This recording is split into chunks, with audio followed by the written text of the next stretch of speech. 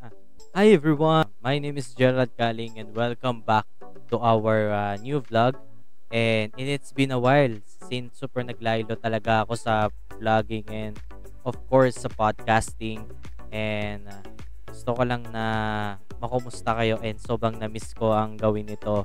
Na-miss ko kayo and super na-miss ko gumawa ng content talaga and kahit na napakahirap na mag-earn pero hindi ko may hinahangad yan and gusto ko lang talaga na gawin ito for my hobby and so syempre gusto ko lang kumustahin kayo kung okay ba kayo kung alam ko na marami kayong pinagkakabalan sa buhay busy kayo sa buhay and I know guys that na nag-grind tayo sa mga pangarap natin and lalo na sa lahat ng mga important matters natin para makatulong sa fans.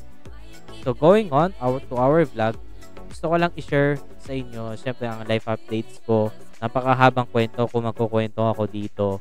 Yung moments ko talaga na isa sa hindi ko makakalimutan ang itong outing namin dito sa Knights of Columbus. Pero bago lahat yan, gusto ko lang na sabihin sa inyo na I miss you. Na-miss ko kayo lahat kahit na hindi nyo ka na-miss or hindi nyo ako masyado kilala. It's okay to me kasi ako rin naman is kahit maliit lang na ako na content creator ay happy pa rin ako sa kung ano man meron ako ngayon at kung mga na-achieve ko ngayon taon na to. I guess na mas unti-unti na natin to para makabalik tayo unti-unti sa podcasting and of course sa content creation natin para makabalik tayo sa drive natin. Ayan. So ngayon, for today's video guys, gusto ko lang i-share sa inyo yung mga moments ko sa Knights of Columbus na first and ever outing namin.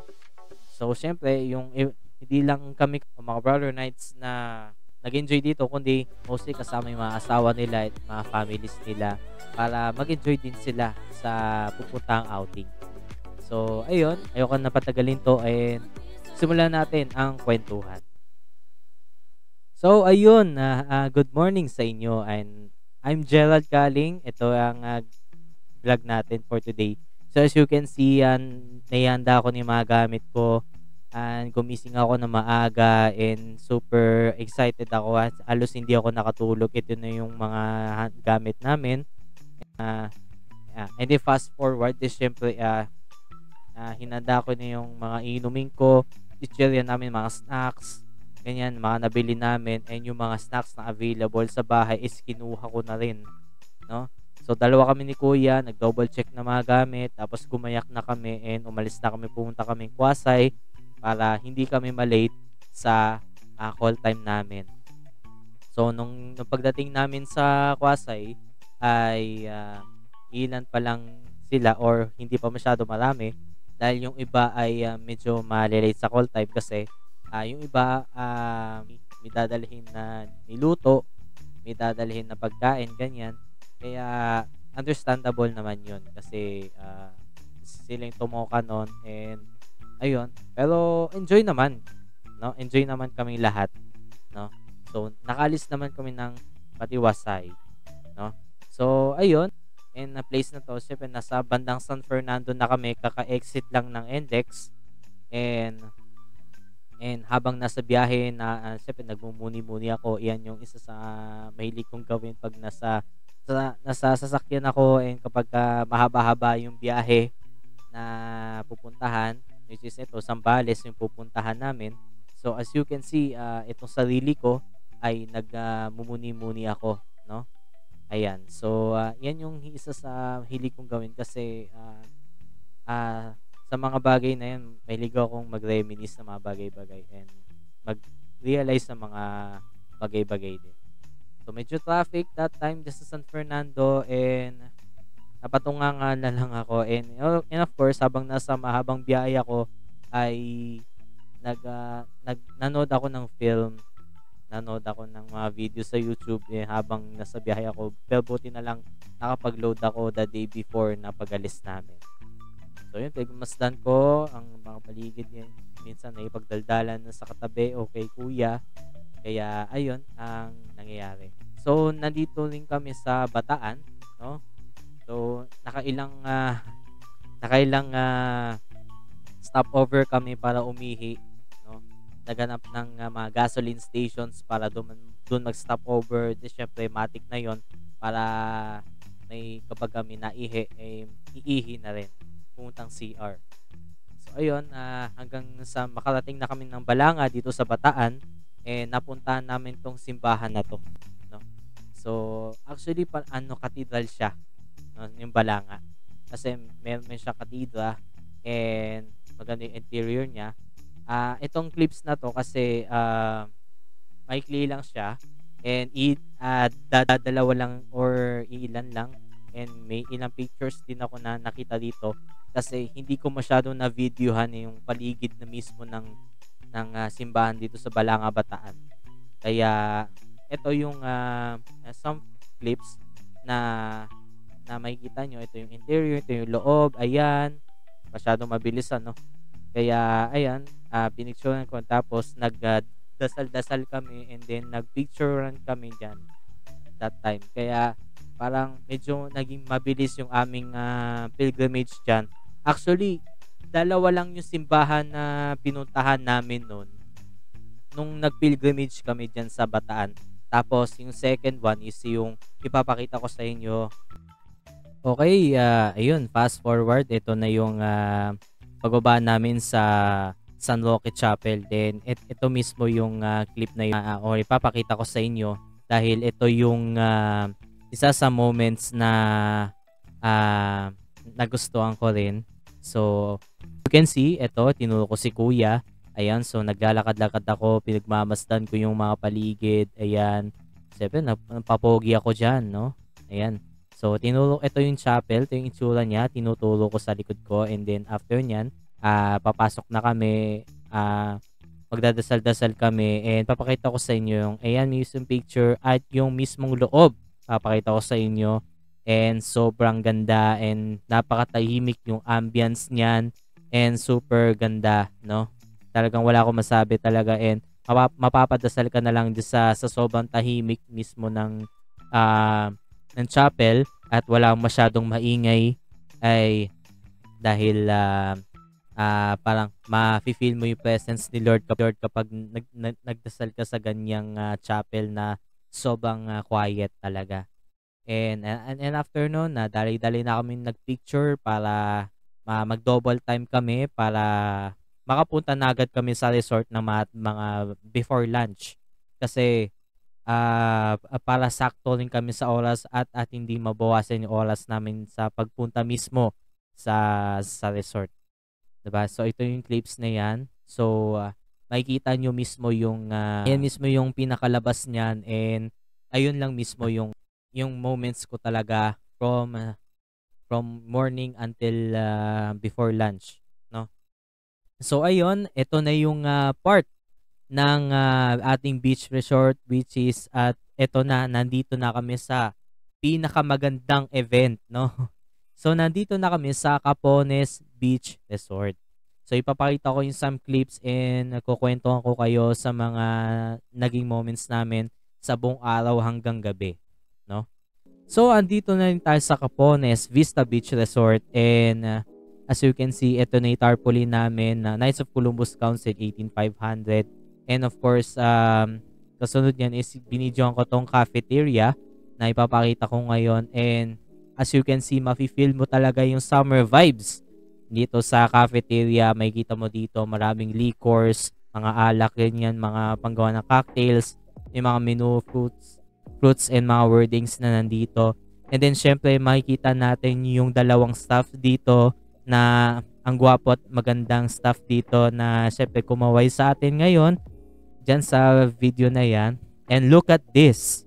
This is heaven, guys. No, itong swimming pool na to, itong resort na to, makikita mo yung mga kwarto, yung parang apartment type, no, yung mga swimming pool. So ang ganda ng pagkaka-blue, ang maganda yung ambience ng swimming pool, talaga aesthetic talaga, masasabi mo, no?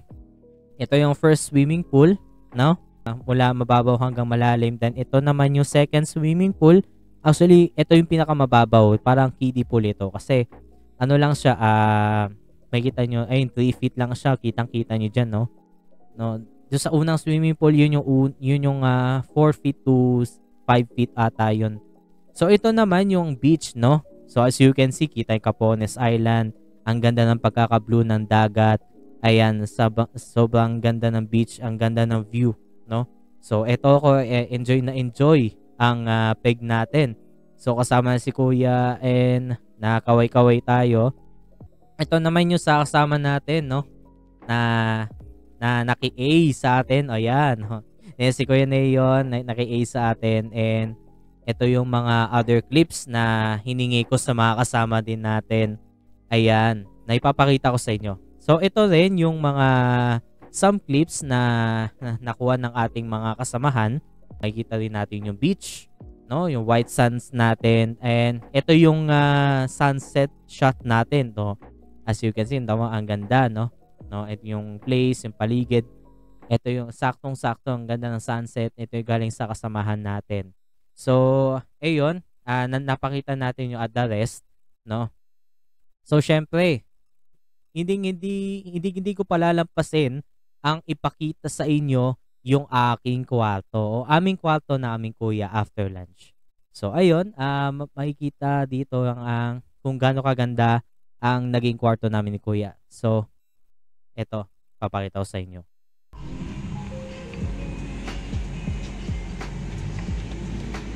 Oh yeah.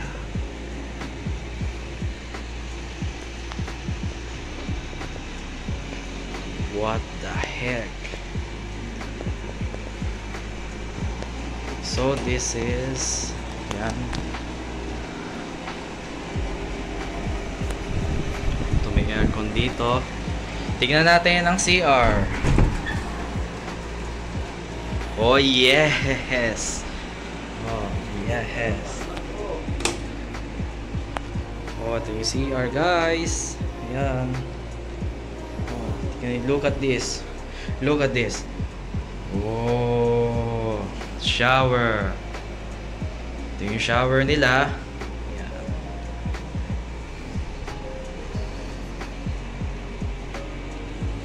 Tapos ito ang aming TV. And ayan. Tama ba? Ano ba ang ilan nito? Ang feature pa nito is merong saksakan na pwede kang mag-charge. And meron silang provided na yan. And tissue. So meron na din yan. Grabe, ang solid ang kwarto pare. So ayun, napakita na natin yung ating kwarto, no?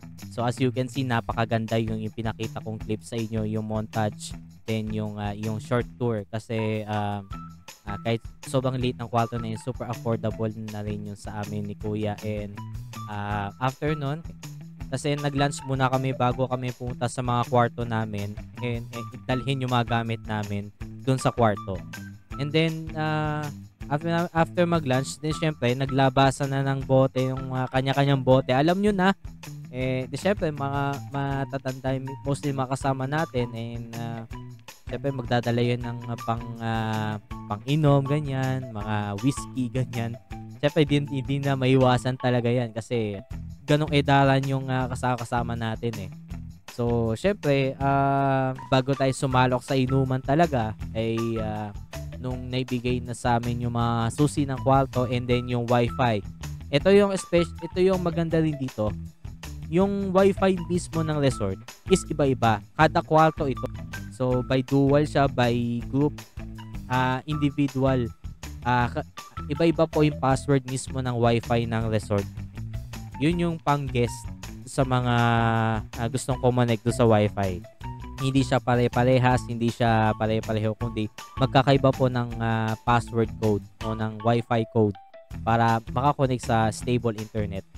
Maganda yung connection ng internet nila, kaya madali ko na ipasok sa Google Drive lahat ng mga video clips na nanalikom ko sa cellphone ko, and nakakonect ako na maayos. Kaya all goods din. Although nawawala-wala, kaya Ang malakas lang na internet connection kasi doon sa may bandang cafeteria talaga. Doon sa pinakita ko kanina na. So, doon ko pinakita yon. Then, after nun, siyempre, pag na yan yung mga gamit namin, after namin mag-lunch, siyempre, power nap, siesta time. Ganon talaga. Sobrang napagod din naman kami sa biyahe, so valid din naman yun. And, of course, after namin mag-power nap, lumabas ako ng hapon, tapos may mga nagiinuman na doon, so sumabay na rin ako. Yung isa namin kasamahan na nahuli, and valid naman yung reason kasi meron na siya inasikaso sa barangay, so barangay captain yung kasama namin. Shout out Cap Al.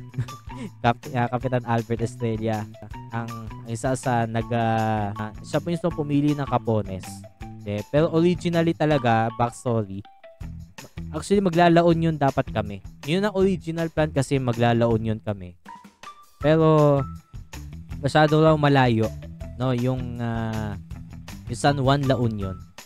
Kaya napili na lang ni Cap is doon na sa Capones sa San Antonio, Zambales, which is solid din naman yung experience namin. So yun, tuloy ang ating clip natin right after ng siesta time. So ipapakita ko sa inyo yung ginawa ko pagkagising ko after siesta. So as you can see, eto ako, no? So kakagising ko lang yan. Siyempre, nagsuot ako ng shades and pigmasdan-masdan ko yung mga paligid.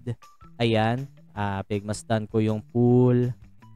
Maganda yung itsura niyan kapag medyo hapon na and palubog na mismo yung araw. Pinakita ko yung kabuuan, yung dalawang swimming pool, tsaka yung dalawang parang bed, ganyan, yung white na bed na yan. Ayan. So, sobrang namangha ako dyan. So, tinry ko humiga naman dyan sa parang higaan na yan, pero hindi agad ako tumagal kasi sumakit agad yung likod ko, kaya kaya tumayo lang agad ako. So, pagkatayo ko, i-check natin yung mga kasama natin na naliligo sa beach. So yun, as you can see, naliligo yung mga kasama natin dito sa beach, and super enjoy na maligo talaga doon. Tapos yung iba nagbi-video, bini-video yung mga kasama nila or pinipicture na din nila yung mga kasama nila. Then ako ay binidyo ko rin yung paa ko na nakatapos sa beach, and ayan, actually nagbasa lang ako ng paa doon sa umaagos na dagat. Ayan, parang Boracay lang and Baler Aurora. So ito yung view mismo ng beach, and papaliwanag ko sa inyo kung bakit Capones Island o Capones Beach, Capones Island o Capones Beach Resort ang pangalan ng resort mismo. So guys, so dagdag kaalaman ko lang din kung bakit Capones Island Vista Resort ang pangalan ng resort na aming napuntahan is dahil po dito, as you can see dito, ito yung Capones Island dito sa kabilang isla. Ito mismong isla na to, yan ang Isla Capones, mga kaibigan. Ayan, dagdag kaalaman lang din para kung ako curious sa inyo kung bakit Capones is dahil po dito sa isla na to. Ito po ang Isla Capones. So ayun, napaliwanag ko naman kung bakit Capones, ano. So going back, after ko i-explain yan, hindi syempre ikot-ikot ulit tayo, tinignan natin mga kasama natin naliligo. So ayun, tinuturo ko sila. Ayan, super enjoy sila, ang sarap nilang tignan habang inaagos sila ng dagat. And ayun, kasama rin natin sila habang yung kasama natin dito na sa aking likuran ni parang hapong-hapuna. Shoutout sa'yo, Sir Alan. So ayun, ang napakaganda ng moments namin dyan. Naliligo sila sa dagat, and ako is ang kulang lang sa akin yung panligo. Ang dala ko lang kasi dyan that time, pantulog lang. Nakalimutan kong magdala ng shorts para sa pan-swimming. Kaya ang pinaswimming ko, yung mismong jogging pants ko. Jogging pants ko tsaka yung t-shirt na yan. Yan mismo pinaligo ko sa swimming pool. Pero hindi na ako naligo sa dyan sa dagat. Medyo malalim na siya agad pagka tapak mo mismo, pagkalusong mo mismo sa dagat na yan. Kaya hindi na ako tumuloy for the safetyness ko na rin. Kaya ayun ang nangyari sa akin. Pero solid naman, ipinaligo ko yung pantulog ko, no? Bye.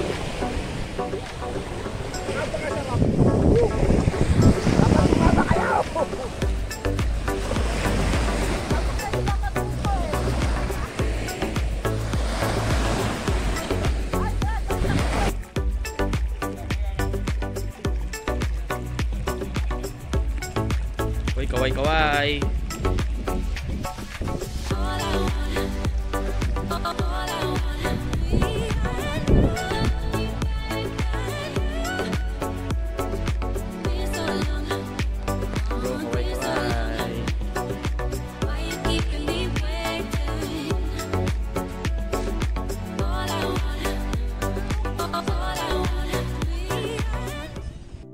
Paano kaya yung itsura ng swimming pool kapag gabi? Ngayon, ipapakita ko sa inyo yung itsura ng swimming pool ng gabi. Ayan. Siyempre, ayan ang swimming pool natin ng gabi, no? Very aesthetic at para siyang party swimming pool, no? Kasi may mga colorful lights dyan sa ilalim ng pool. So, ito yung itsura ng night swimming and ito yung itsura ng resort. So, kita yung mga ilaw ng mga rooms. And of course, yung swimming pool talaga pinaka center of attraction dito sa kinatatayuan natin dito. And sobrang ganda. Tignan yung swimming pool, talagang nangingibabaw ang pagka-asul nito, no? Pagka light blue. And with the matching colorful lights, no? Kaya masasabi ko talaga na aesthetic talagang tignan itong swimming pool na to. And nakitang-kita agad kahit sa malayuan pa lang, no? Kaway, kaway.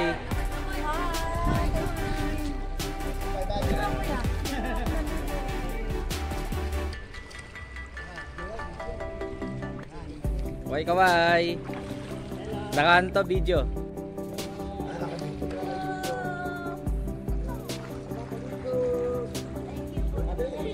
Balik ka dito. So ayun lang po ang mga kaganapan na buong araw simula umaga hanggang gabi ng trip to Zambales natin. Syempre yan yung mismong ending ng May 22. At the rest of the moment kasi kwento ko na sa inyo, naghilamos na ako ganyan and hindi na ako lumusong ulit. Nung sinut ko kasi yung clip na yan na yung night swimming na yan, kakaahon ko pa lang yan that time. Buti lang naisipan ko mag-video kasi noon that time na gumawa ng clip kahit konting kahit konting duration time lang, no. Pagkatapos ko maghilamos, nung lumabas ulit ako ng kwarto at pumunta sa cafeteria is nagsisiahon na yung mga kasama natin. So magre-ready na rin sila for dinner. And lahat kami kumain na ng dinner and pasok na yun sa mga kwarto. Yung iba na nagpatawag ng short meeting si GK para sa pasasalamat and of course sa mga other announcements niya para sa mga susunod naming activities, naming mga nights, sa mga susunod pa naming mga gagawin. And we're hoping na mas dumaming activities naming gagawin kami mga brother nights. And napakasaya na mapasama talaga dito and wala talaga ako masasabi na habang nagpo-participate ka sa mga activities is meron kang matututunan talaga at the same time. So ayun, kakabuuan ng araw. So mag-proceed na tayo sa susunod na araw o sa kinabukasang umaga.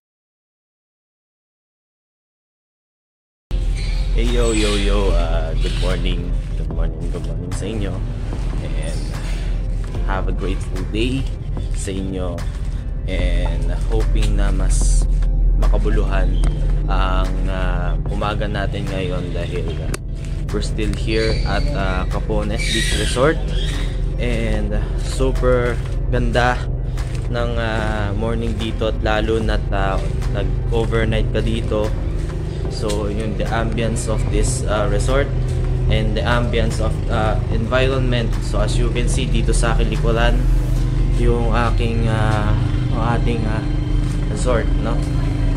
So, sobrang ganda ng resort na to, and this is my first time na makapunta dito sa ganitong klase ng resort, no? So hoping okay kayo, and ngayon na ulit nakapag-vlog dito guys, sa totoo. And siyempre sinamantala ko na yung pagkakataon na to na makapag-vlog dito sa magandang resort. So kung titignan mo kasi dito is talagang relaxing talaga eh.